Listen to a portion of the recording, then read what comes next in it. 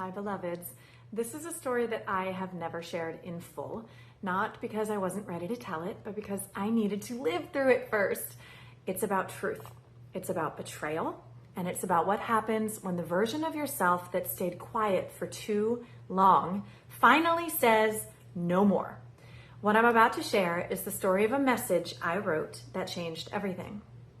Not because it changed her, the recipient, but because it finally freed me. Now, this isn't about exposing anyone, so I won't name her. She wasn't a soulmate. She wasn't a sister friend designed to be forever, and that's okay.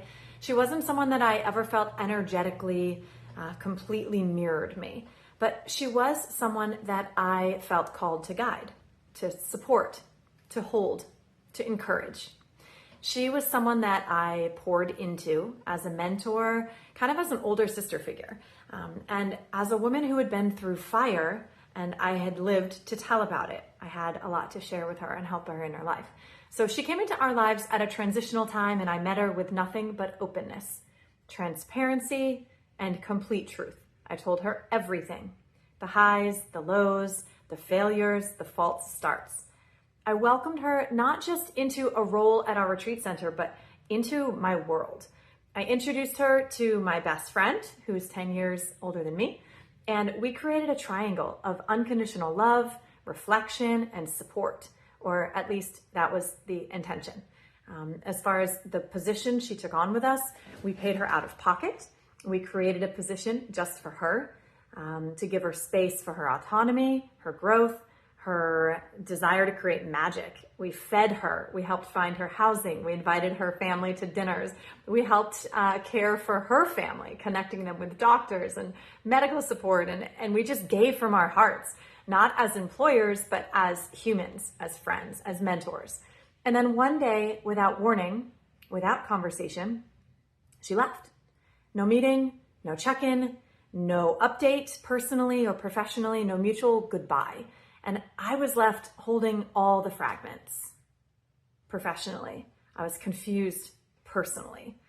At first, I convinced myself that it didn't matter, that I was strong, that I didn't need to process. But my body told me the truth, and this time I listened. My nervous system, when I got the news, indirectly even, flippantly, was on fire. It felt like fire in my stomach, in my heart, in the tightening in my throat every time I thought about it. And what she should have said, how she should have come to me as a friend first and let me know that there were issues. Maybe I was too intense. Maybe I was too transparent. Maybe I cared too much. Like, all of these thoughts were going through my head, but the real grief wasn't about her departure. It was about the illusion that I had earned mutuality, that honesty and generosity would somehow guarantee being treated with care. And when I realized that there would be no return letter, no mirror truth, no reconciliation, I knew what I had to do. I had to stop bleeding silence. So I sat down, and this was months after the infraction. I didn't want to speak originally out of anger and betrayal, so I gave it a pause. I gave myself a little time to heal. I wrote to her not to fix anything, not to reopen the wound, but to close the loop for myself and offer her the opportunity to come back and close the loop also.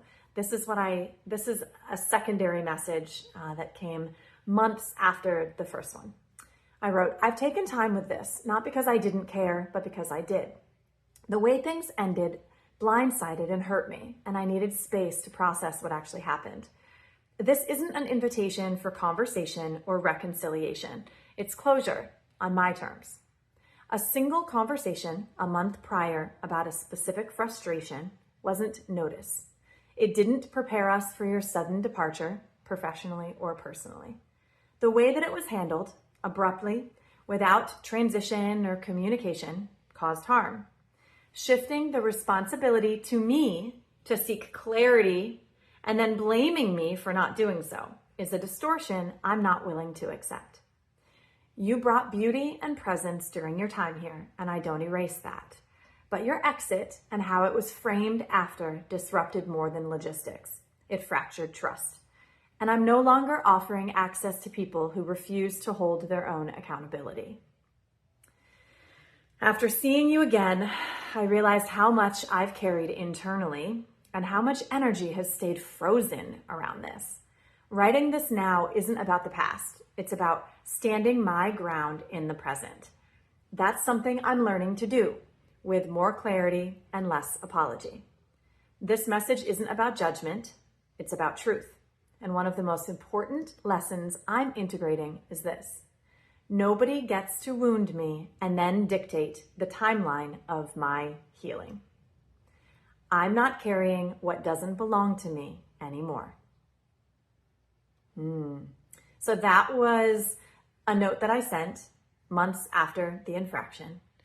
And that was the moment that everything shifted, because that letter wasn't about her understanding me. It was about me remembering me. And I hit send with trembling hands, with my heart pounding, with my nervous system still unsure if this would be safe. You guys, it took me probably 2 weeks of rewriting it and finally be willing to make the leap. But it was, because I was no longer the woman who needed to be liked to be safe. I am rewiring that about myself, from my family, from my friends, from business associates, because here's the truth. Closure doesn't have to be mutual. It can be one-sided, sacred, and complete. Sometimes the healing isn't in the apology. It's in the expression. Sometimes the medicine isn't in being understood. It's in no longer abandoning yourself. And then the most unexpected thing happened. After my message, she sent a follow-up.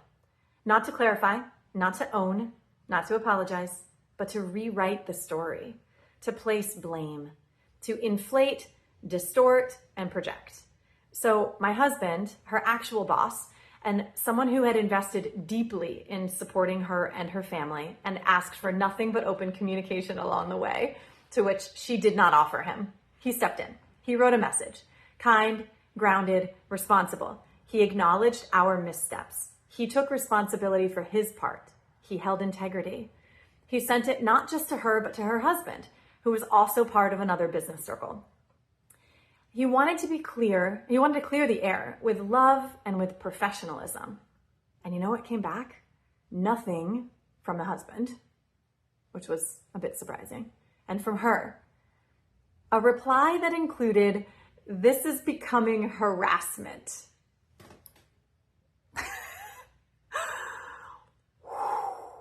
No, this wasn't harassment. This was the cost of clarity. This is what it looks like when someone refuses to be accountable and instead calls your boundary, my boundary, our boundary, a weapon. And while I could have spiraled, I didn't, because I had already chosen closure. I didn't need her reply to validate it, to validate me. In fact, her reply confirmed it, that I had done the right thing. In the next episode, I'll share what I did with that, because that moment, it wasn't defeat. It was initiation. I'll see you in part 2. She called it harassment. I called it healing, because now we're just getting started. Come on back.